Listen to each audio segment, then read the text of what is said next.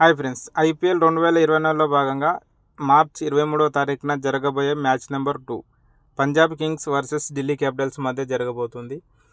జరగబోయే మ్యాచ్ కోసం ఈ రెండు జట్ల ప్రాబబుల్ ప్లేయింగ్ 11 ఎలా ఉండబోతుంది ఈ వీడియోలో చూద్దాం. Punjab Kings probable playing 11: Shikhar Dhawan, Jonny Bairstow openers. Number 3 Prabhsimran Singh. Number 4 Liam Livingstone. Number 5 Jitesh Sharma wicket keeper.